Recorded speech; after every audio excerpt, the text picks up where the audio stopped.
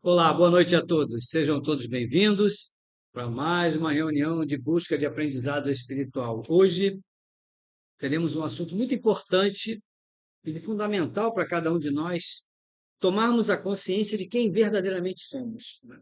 Vamos falar sobre a antropogênese. O que é a antropogênese? É a origem do homem. Então vamos ver o que nós já caminhamos pelo universo para chegarmos até aqui. É um estudo super interessante que está iniciando agora. Terminamos a cosmogênese, falamos dos planos da natureza, estamos entrando nesse capítulo, que é o capítulo 2, que é a antropogênese, melhor dizendo, que é a origem do homem. Tá certo? Mas antes de tudo, né, vamos fechar os nossos olhos, voltarmos a nossa atenção para esse momento presente, né, para estarmos aqui em corpo e em espírito. E vamos agradecer a oportunidade desse momento. Obrigado, Senhor, por aqui estarmos mais uma vez reunidos em seu nome.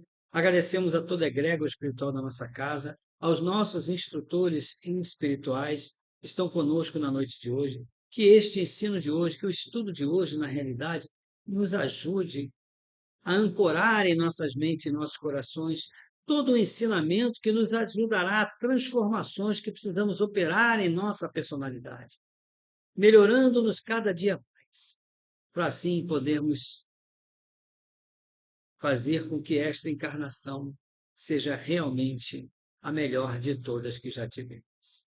E assim, Senhor, em teu nome, em nome de Jesus, o Cristo, nosso Mestre, de Maria Santíssima e as suas falanges angélicas, em nome dos mestres e arcanjos da grande fraternidade branca universal, em nome de Francisco de Assis, sua falange, e Dr. Bezerra de Menezes, sua falange, em nome de Lanto, de Confúcio, do arcanjo Jofiel, e acima de tudo, em nome de Deus, pedimos autorização para iniciarmos a nossa reunião de estudos da noite de hoje, graças a Deus. Bem, vamos iniciar a nossa reunião como sempre fazemos. Entramos em mais um mês. Este mês é o nosso triângulo violeta, o exercício do triângulo violeta. O que consiste esse exercício?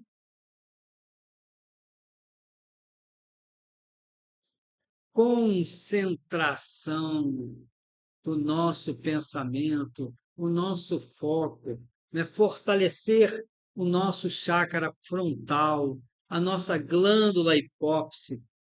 Como consiste esse exercício? Vamos visualizar, mais uma vez mostrando um triângulo, este mês de cor violeta diante do nosso chácara frontal e vamos manter a nossa atenção voltada para esse triângulo, o nosso foco no triângulo e vamos nos isolando do mundo exterior.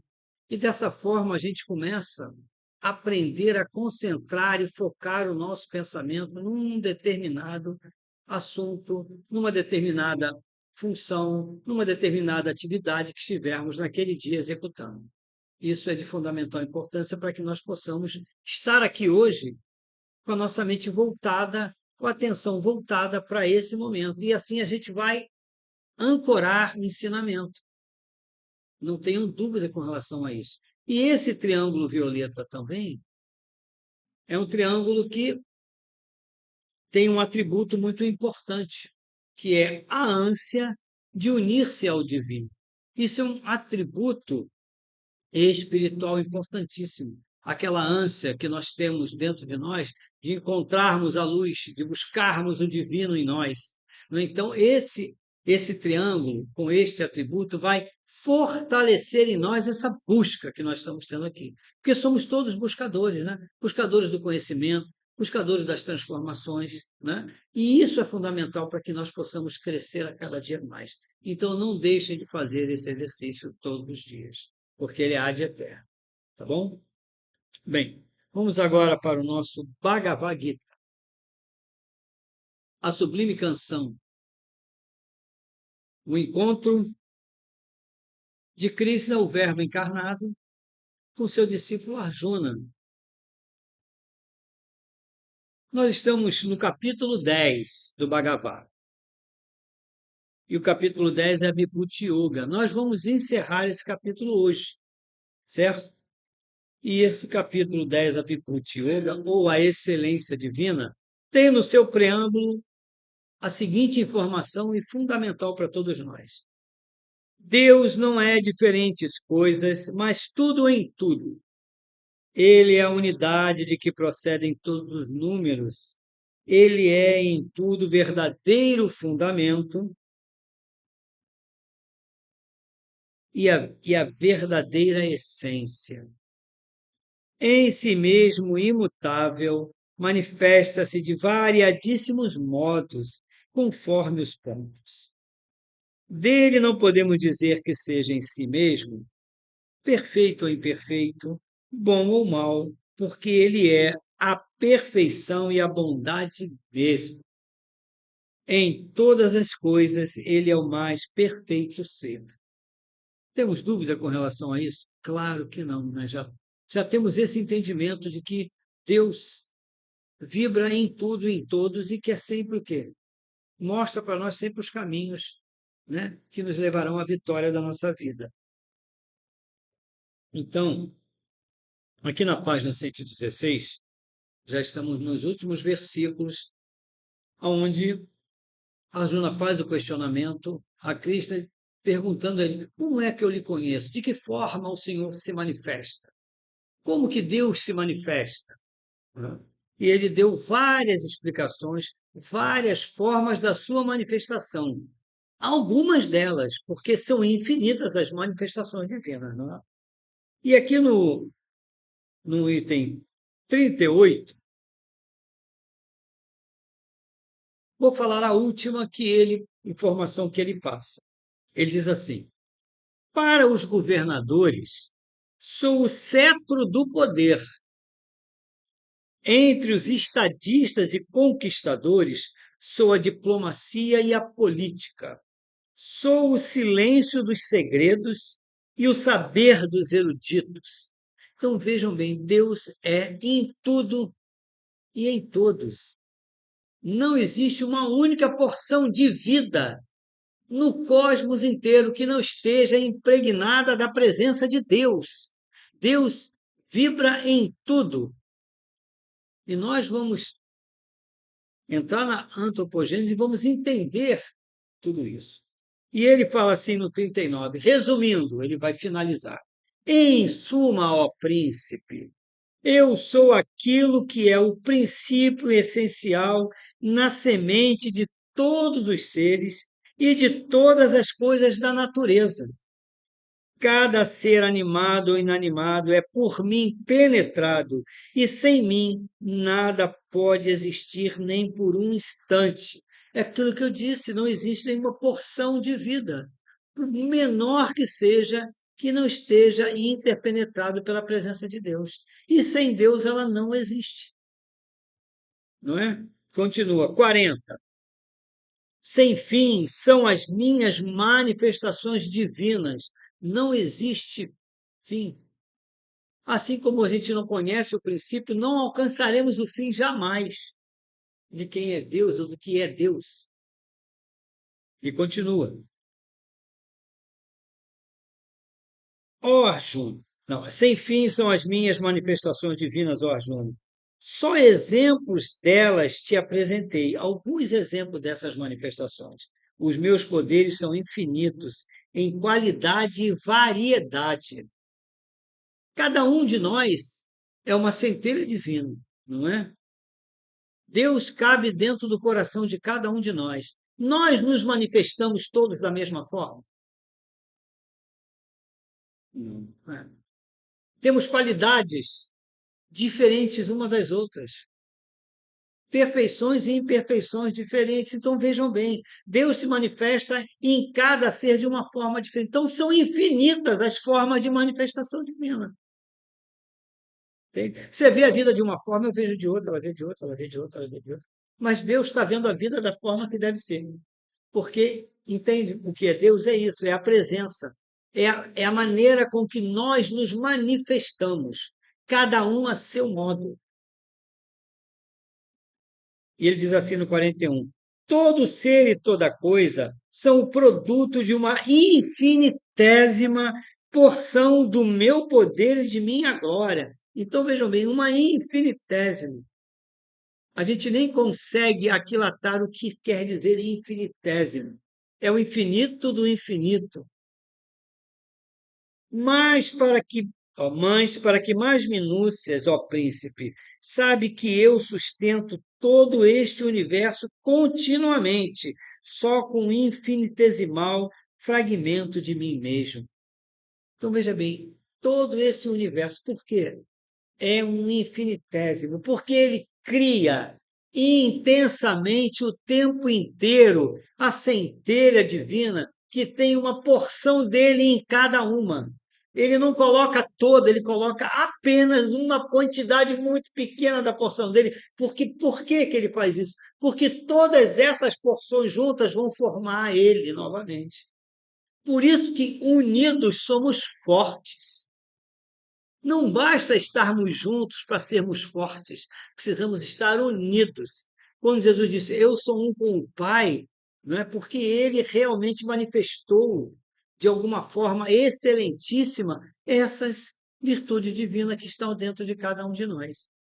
Então, esse capítulo do Bhagavad nos mostra que não adianta ficar dizendo, porque Deus é isso, Deus existe, Deus não existe. Não temos que ter essa preocupação. Nós temos que ter a consciência de que existe uma força maior que comanda a nossa vida, não é? A nossa vida não começa, né, quando a gente é fecundado no ventre da nossa mãe. Não começa ali. Porque a vida não é o corpo físico. A vida é o espírito. O corpo físico é o quê? É a matéria que o espírito se reveste para poder se manifestar e manifestar a presença divina na matéria, no plano físico, que é o plano da forma. Porque tudo aqui acontece. Não existe outro lugar para acontecer, é aqui. Nós estamos no reino humano. O reino humano, em todos os planetas, é o reino mais evoluído, onde a centelha divina alcançou o seu maior grau de evolução. É esse reino que nós estamos. Com todas as nossas imperfeições, somos superiores a todos os planos inferiores a nós. Correto? Então, o Bhagavad, ele nos fala exatamente sobre isso. E o nosso estudo hoje vai nos mostrar isso. Tá bom, meus irmãos? Tudo certo? Beleza. Vamos agora para a nossa apostila Mediunidade e Médiuns. Estou gostando de ver, trouxeram a apostila. Isso. Essa apostila tão importante, né? Que para nós que somos médiuns dessa casa e para quem quer conhecer o trabalho mediúnico, é de fundamental importância ter esse estudo e estudar. Não é só ter a apostila, não, é estudar a apostila. Então vamos lá. Nós estamos no item 16, falando sobre apometria. Nós já fizemos a primeira pergunta. Fizemos a primeira pergunta aqui para vocês? Já, né? Então, a primeira pergunta é: o que é apometria? O termo apometria vem do grego apó, preposição que significa além de, fora de, e metron, relativo à medida.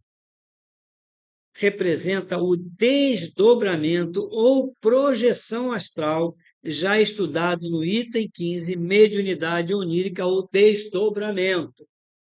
Entendeu, Renatinho, o que a gente conversou? É isso aí, ó. É o desdobramento, a apometria. E a segunda pergunta é assim: como surgiu a apometria? Vamos saber como surgiu essa técnica, que é ao mesmo tempo física e espiritual de cura. Cura a nível físico, emocional e mental, certo? O responsável pelo surgimento deste trabalho foi o Dr. José Lacerda de Azevedo, com o apoio de sua esposa e médium Dona Yolanda. Eles identificaram, na época, um grande complexo hospitalar denominado Hospital Amor e Caridade. Esse hospital não é estranho para nenhum de nós, né? de onde partiam o auxílio e a cobertura dos trabalhos assistenciais dirigidos por ele.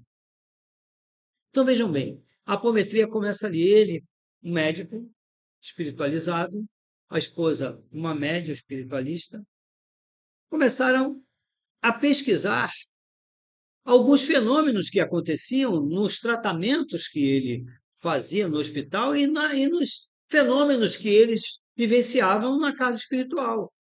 E identificaram que no plano espiritual existe um hospital, Amor e Caridade, em que muitos pacientes eram levados para lá, que desdobravam muitas vezes nos seus sonos e relatavam situações. Olha, eu tive no hospital assim, assim. Então, eles começaram a pesquisar e descobriram isso. E aí eles começaram o quê? Como é que nós vamos fazer isso? Então, ele começou a desenvolver um estudo para aplicar amplamente a apometria através do desdobramento da mediunidade onírica. Então, vamos agora passar para o nosso estudo do Guia de Aprendizado Espiritual, capítulo 2, a antropogênese. Já anteriormente, já temos dois estudos que estão aí na internet, no nosso canal do YouTube, falando sobre a cosmogênese. A cosmogênese é a sempre-vida e a antropogênese é a origem do homem. Essa palavra é derivada de antropos, que é homem, e gênese, origem, criação e princípio. Então, antropogênese, criação, origem ou princípio do homem. Nós chamamos aqui origem do homem. E vamos começar a contar essa história, que é bem longa, muito longa. O homem é a consequência da evolução universal. Então, a evolução do universo, correto? Somos a consequência, através de longos períodos de experiências, aprendizado, aperfeiçoamento e transformação sucessiva em bilhões de anos, é que nós atingimos o ponto em que hoje nos encontramos. Então, vejam quantos bilhões de anos nós temos. Não nós, matéria, nós, espírito, tá? Então, a gente pensa, poxa vida, eu tenho 70 anos, outro tem 60, como é que tem bilhões? Não, a matéria, que é revestida a cada oportunidade encarnatória, mas o espírito tem bilhões de anos, tá? Até chegar a nós. E vamos continuar. A energia vida, o que é a energia vida? A centelha divina, inicialmente existente nos primeiros átomos formados do universo recém-criado. Deus, o Sol central do universo, a fonte criadora, cria incessantemente há bilhões de anos. Então, desde a primeira criação, a primeira centelha que começou a formação do universo, começou a nossa vida ali. Essas centelhas começaram a se desenvolver, criando estrelas, galáxias, planetas, e assim foi desenvolvendo até chegar a nós. Então veja quanto tempo nós temos. Então só, veio aos poucos, dentro de eões inumeráveis. O que é um eon? Eon é o que? É um período planetário. Estudos científicos comprovam que um éon tem 1 bilhão de anos. Um éon tem 1 bilhão de anos. Então, vejam bem, nós estamos vivenciando essa experiência em inumeráveis eões. Então, veja quantos bilhões de anos esta centelha que foi criada chegou até nós, a cada um de nós. Então, isso nos mostra que nós devemos mudar a nossa consciência em relação à nossa própria vida, em relação à vida do nosso planeta, aos reinos que evoluem no planeta, em relação ao cosmos, à lua, às estrelas, ao sol. Porque não existe separação entre nada. Todos nós já militamos por todos esses aspectos do cosmos. Um dia fomos uma estrela, um dia passamos por uma galáxia, por um sistema solar diferente um do outro. Ou vocês acham que nós somos, como espíritos, centelhas individualizadas aqui do planeta Terra? Nenhum de nós. Nós individualizamos e muitos anos atrás em outros e outras galáxias. Cada um de nós veio de um caminho diferente e chegamos até aqui para povoar esse planeta. Correto? A gente tem muitos livros, os habitantes de Capela, os não sei da onde, os Anunnakis. Então, todos nós já passamos por tudo isso, como centelhas de vida e como seres individualizados também, como espírito individualizado. Então, vejam bem, já falei para vocês esse tempo, né? Então, essa centelha ou essa energia vida, ela vem evoluindo para o quê? Para uma vida consciência, né? Para que cheguemos a alcançar a consciência da vida. Primeiro no estado mineral, na escala mais baixa da matéria. Aí eu vou voltar um pouco. Como a gente chega no estado mineral?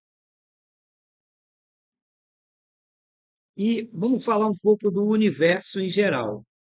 E todos os planetas são constituídos de 7 planos. Todos os planetas do universo. O universo em geral tem 7 planos.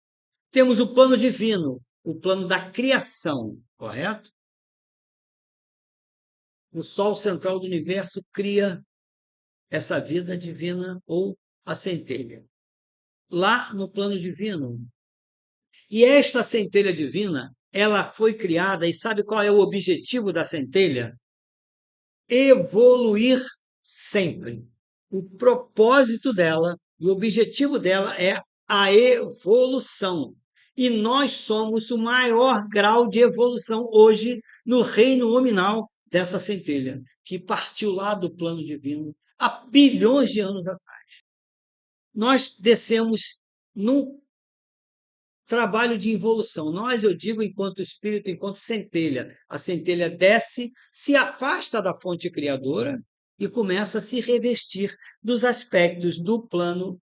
Ela sai do plano monádico, que é o segundo plano espiritual, e vem para o terceiro plano, que é o espiritual. O plano espiritual é onde mora o nosso espírito que vai se individualizar. Nós vamos saber como ele se individualiza para chegar até nós. Ele está ali, ele vive ali. Porque quando a gente se individualiza, é criado um espírito único, separado, que fica no plano espiritual. Não se macula com nada. Descemos, nos revestimos do plano intuitivo, o plano das intuições. Descemos um pouco mais, chegamos no plano mental. O plano mental ele é subdividido, né? Em mental superior, que é a mente criativa, e mental inferior, o intelecto, o intelectual. Descemos um pouco mais e chegamos e nos revestimos daqui, da matéria do plano astral. Um pouco mais chegamos à matéria física. Nos revestimos da matéria do plano físico, que é o plano mais denso do universo, de todos esses planos que militam no universo, correto? Então é assim que nós chegamos até aqui e eu quero falar para vocês por que nós vamos entrar na seguinte parte. Essa centelha vai descendo, né, até encontrar a vida consciência. O primeiro estado dela é o mineral, na escala mais baixa da matéria. Então, essa centelha chega ao plano material e se instala no mineral. Ali ela vai ficar bilhões de anos, um éon, 2 éons de anos, que é 1 bilhão, e vai começar a se desenvolver. E vamos relembrar Jesus. Jesus disse assim: Meu Pai pode suscitar dessas pedras filhos de Abraão. Tu imagina quando ele disse isso, como é que foi? Hoje a gente está dizendo isso, muita gente vai nos ouvir e dizer, como é que pode? Ele já sabia que ali tinha uma centelha vivendo, né? Se revestindo daquela matéria. Está lá em Mateus, né? E esse ensino já havia sido dado no Gênesis, quando se afirma que a origem do homem é o pó da terra. A origem do homem, Deus soprou o pó e fez o homem. Não foi assim que a gente aprendeu na Gênesis? Isto é, um mineral.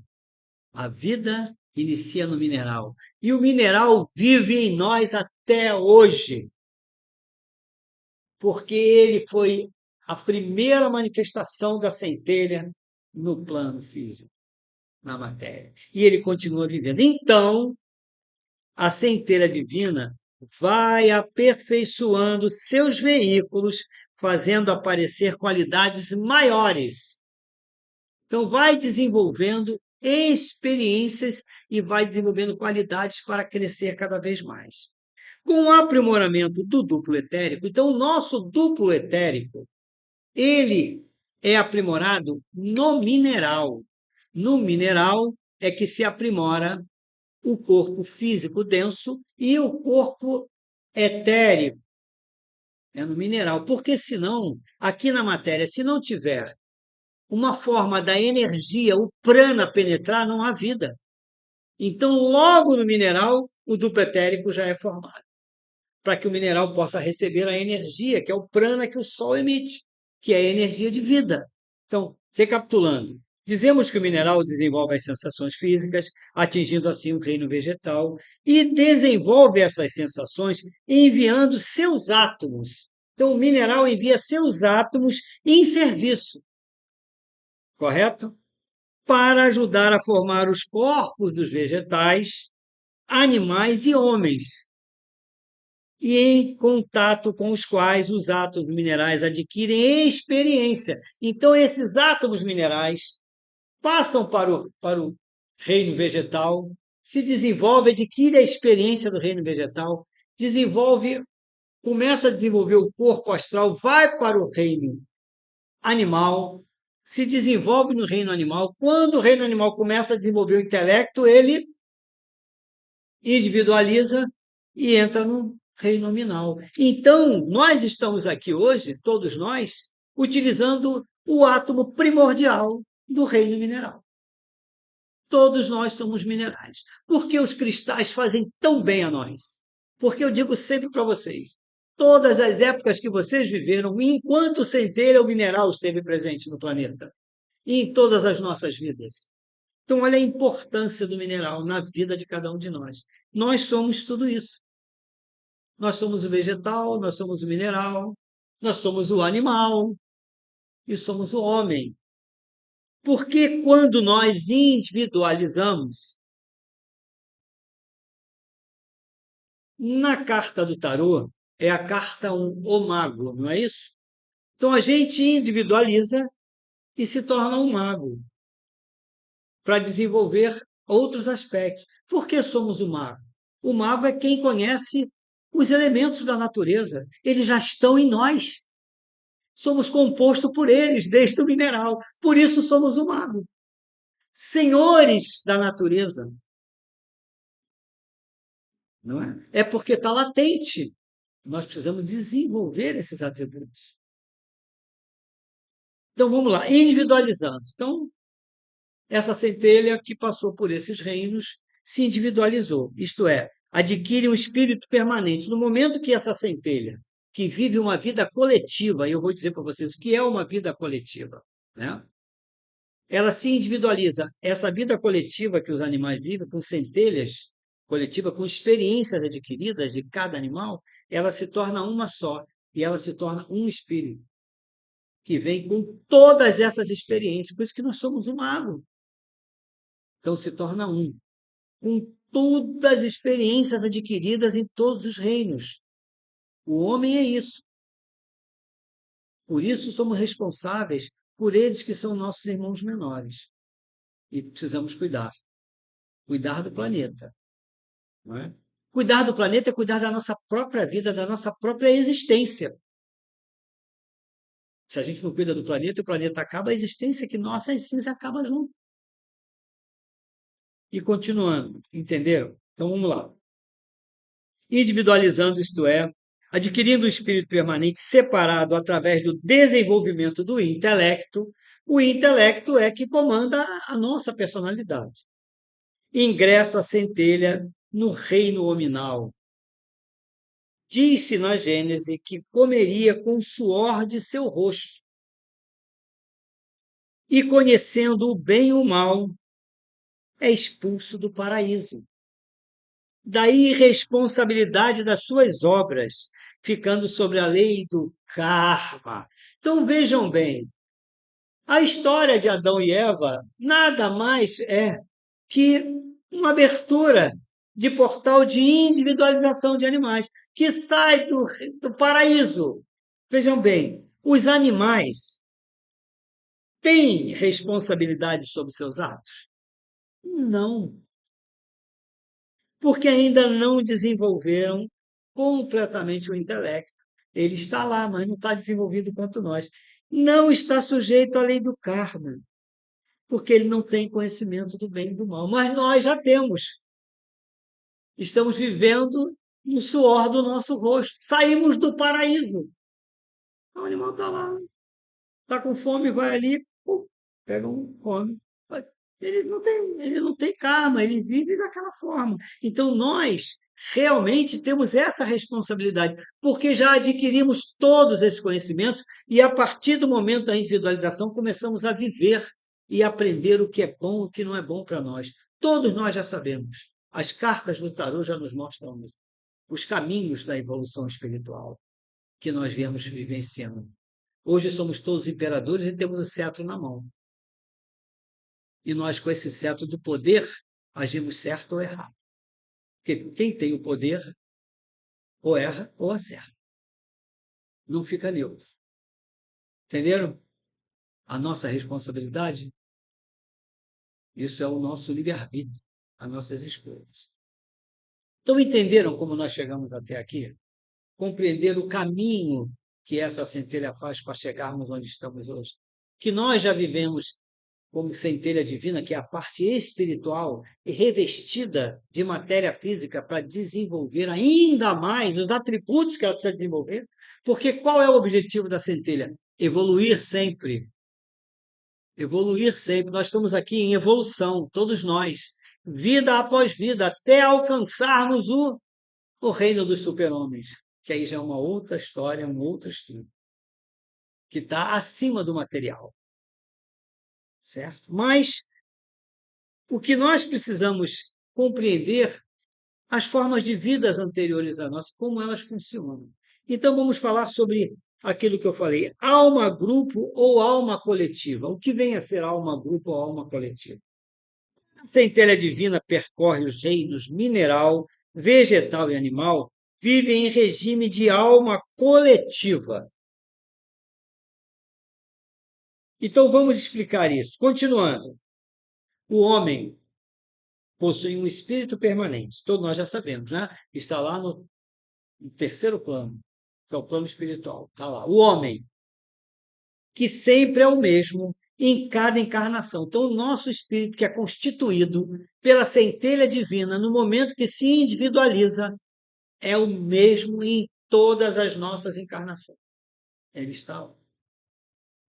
Varia apenas a sua personalidade, constituída de veículos inferiores. Aí a gente desce à tríade inferior, ou seja, corpo físico, denso e etérico, astral e intelectual. Esses três corpos formam a personalidade. Então, a cada reencarnação é formado um novo corpo físico e o nosso espírito imortal, ele forma uma personalidade, constitui uma personalidade com esses três corpos interiores para que esse corpo físico vivencie as experiências necessárias através da personalidade para que o espírito evolua. Então, a personalidade, que muita gente diz é o adversário, é o diabo, ela é super importante para cada um de nós. Sem ela, nós não vamos alcançar a verdade, não vamos alcançar a liberdade espiritual, é a personalidade. Agora, Conhecemos o bem e conhecemos o mal. O tempo que nós vamos chegar lá vai depender das escolhas que nós fizermos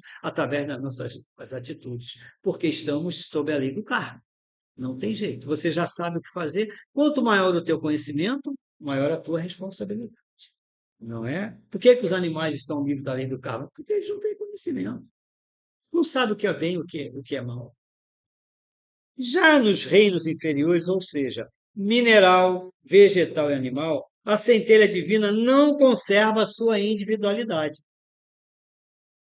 Quando nós individualizamos, qual é a individualidade da centelha? É o espírito, ele é conservado e em todas as nossas reencarnações ele é o mesmo, teu espírito, irmão. O que muda é o aspecto da tríade inferior, que é a nova personalidade que revestirá um novo corpo físico. Certo? Está entendido isso? Nos reinos inferiores, no mineral, no vegetal e no animal, isso não acontece. Por que não acontece? Vamos lá. Essa é uma parte super interessante. Então, o mesmo espírito que animou o corpo de um cavalo, por exemplo, jamais tornará a encarnar. Aquele espírito que animou o corpo de um cavalo, ele não vai encarnar mais daquela forma, ele não será conservado após o desencarne dele.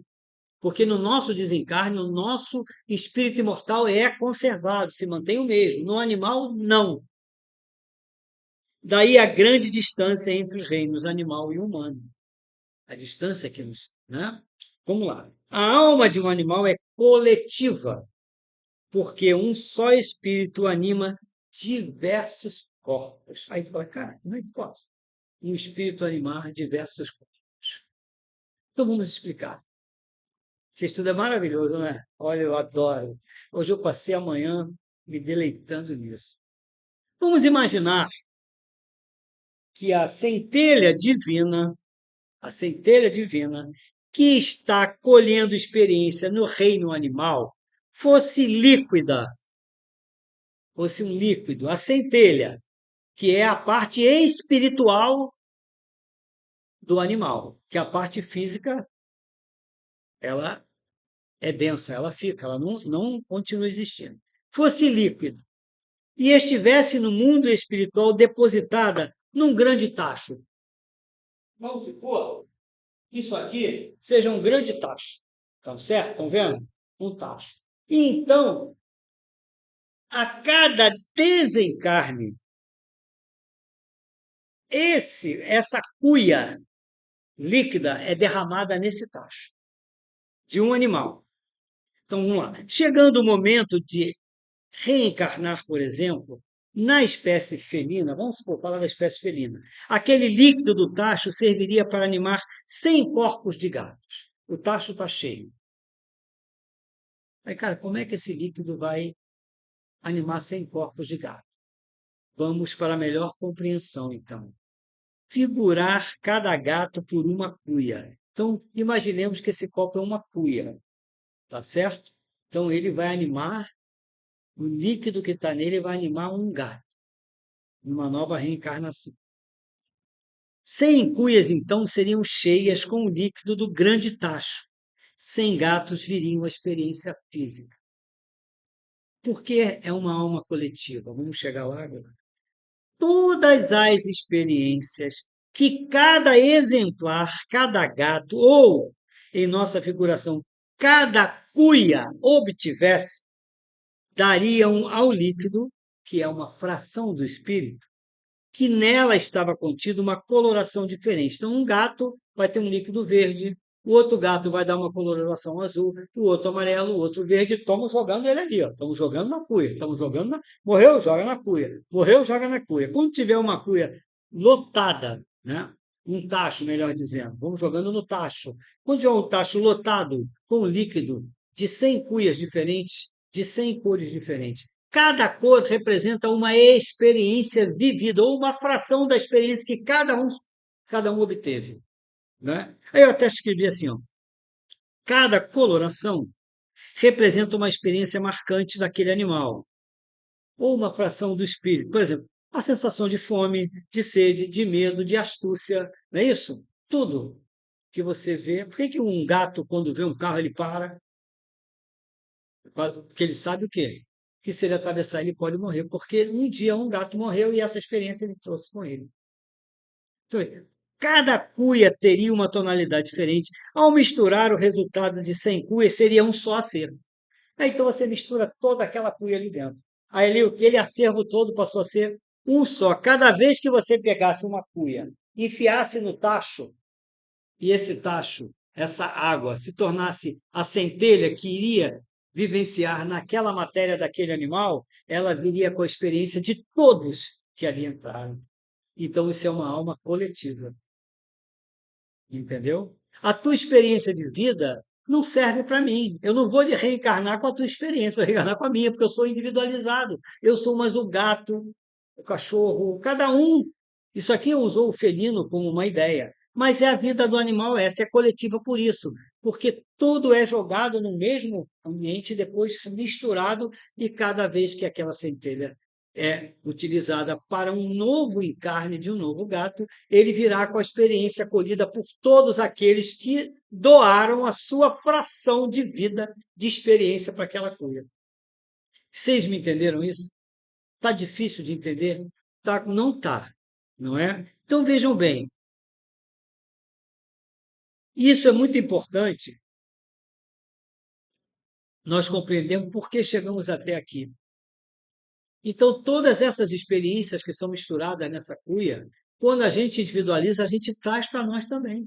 Porque o animal vivenciou. E a gente veio do reino animal. Com a centelha no animal mais evoluído que começou a desenvolver o intelecto. Opa, está na hora de evoluir. Passar para o reino humano. Aí a gente entra no reino humano. Aí, naquele momento, aquela centelha coletiva, ela se torna uma só. Aí forma um espírito separado, que vai viver separado. Meu espírito é separado do teu, é separado do dela, entendeu agora? Como cada um de nós é um. Então vejam bem qual é o caminho, né, da evolução espiritual. Os arcanos maiores do tarô, se você olhar esse estudo, você vai entender que imediatamente veio uma série de coisas na minha mente hoje quando eu estava estudando isso. Então ele vai levar para a vida dele a experiência de 100 gatos. E sairão 100 gatos com a experiência de cada um dos outros. Olha como é que a natureza é perfeita. Entendeu? A natureza é perfeita. Por que isso? Porque você vai precisar, na tua próxima encarnação, de sentidos que você não adquiriu e que, para eles adquirirem como experiência de vida, é difícil. Ele vai experienciar quando acontecer. A gente não, a gente pode ir para a escola, a gente pode aprender. Você concorda comigo? Como é que a gente adquire experiência? Quando a gente vai para a escola, B com A faz bar, né? UVA é uva, Ivo viu a uva, vovô viu a vovó, não é isso? A gente aprende, o gato aprende isso? Não. Então ele tem que trazer alguma coisa intrínseca dentro dele, espiritual, que o faça viver a sua própria vida. Saber quando ele precisa, ele está com fome, como é que ele faz para arranjar uma comida. Entende? É isso, como ele se defende dos ataques, porque outros passaram por aquela experiência, ela foi jogada ali. São N experiências. Então, olha, e tudo isso depois vai individualizar, e nós vamos ter todas essas experiências. Né? E a gente já sabe que enfrentar determinados perigos não é bom, que a gente pode suscitar, e aí é a tua escolha, é a tua responsabilidade. Você entra na lei do karma. Quem mandou você se enfiar no meio do tiroteio? Eu já me enfiei várias vezes, né? Mas graças a Deus não aconteceu nada. Mas não deve. Então, nós já temos essa ideia, esse entendimento. E continuando. Por isso, quando um franguinho vê um gavião cortar com seu voo os céus, a nascer é poética, né? É poética, né? Porque isso aqui é um poema. Quando um franguinho vê um gavião cortar com seu voo os céus, se abaixa e se esconde, mesmo que na existência atual desse franguinho nunca tenha sentido o perigo dessa ave para a sua espécie. Por que ele se esconde? Pela experiência que ele adquiriu dos outros, que sabe que o gavião vai pegar e vai matar ele. Então ele se esconde. é que ele conserva a experiência adquirida numa existência anterior por um de seus espécimes e que foi transferida através da alma-grupo a todos os outros que se reencarnariam na próxima oportunidade. E assim se explicam todas as reações instintivas dos animais, produto de experiências passadas comumente distribuídas. Então, o animal ele tem instinto por acaso? Não é por acaso, aquilo foi adquirido de alguma forma. Não existe acaso, né? Não existe acaso, existe experiência, existe vida, existe tempo. Não tem acaso, tudo já está estabelecido. Então, por que, que ele sabe que não pode atravessar correndo? Às vezes ele morre atropelado porque ele acha que vai dar tempo. Então ele corre, mas às vezes o carro pega. Né? Tu vê que às vezes o gato dispara, mas mesmo assim você pega. Mas ele sabe que ele pode morrer daquilo ali. Então, meus irmãos, a vida é isso. Isso somos nós hoje aqui, como seres individualizados, né? Como seres humanos, nesse reino humano. E aqui nós vamos agora, a partir dessa individualização, começar a nossa trajetória. Então, agora nós vamos aprender, que a gente ainda não sabia, algumas coisas que nós temos que começar a fazer. Pensamentos, temos que mudar atitudes, isso, aquilo, porque nós vamos aprender. Porque isso aqui é um manancial de ensinamento profundo para a vida. Esse livro é uma joia rara, sabe? O próximo capítulo que nós vamos estudar, depois daqui da Apocalipse, o próximo item, né? Nós terminamos aqui essa parte, né? Nós vamos falar sobre os veículos da centelha divina. O próximo assunto vai ser o veículo da centelha divina. Vamos dissecar e vamos entrar na personalidade e individualidade. Aí vamos para o plano físico, assim por diante. Então, vamos começar a realmente a entender, né, as razões e os objetivos da vida, o que nós devemos aprender nessa vida. Tá certo, meus irmãos? Então, assim nós encerramos o nosso estudo de hoje, tá? Agradecendo a nossa querida irmã Narci Castro de Souza por esse compêndio maravilhoso, que isso é um compêndio, né, de ensinamento da vida, desde a nossa origem até aonde chegamos. E agora vamos começar a desenvolver conhecimentos necessários para nos melhorarmos ainda mais. Certo? Tudo bem? Tudo tranquilo? Então, vamos fechar os nossos olhos. Agradecer, como eu já disse antes, a nossa irmã Narci, aos nossos instrutores espirituais, a todos os autores dos quais nossa irmã compilou ensinamentos profundos, teosóficos e espirituais, fundamentais para esse estudo. Agradecer a Dr. Bezerra de Menezes, a Francisco de Assis, ao mestre Confúcio, ao arcanjo Jofiel, dirigentes do raio do amor, sabedoria, o qual a nossa casa está sobre essa égide. Agradecer aos nossos guias e mentores e, acima de tudo, agradecer a Jesus, nosso Mestre, a Maria Santíssima, nossa Mãe, e a Deus, nosso Pai, e encerrar a nossa reunião de estudo da noite de hoje. Agradecemos por ter ficado conosco até agora. Os nossos irmãos que estão aí nos assistindo pelo canal do YouTube, se inscrevam no nosso canal, compartilhe as nossas experiências, né, que adquirimos juntos, né?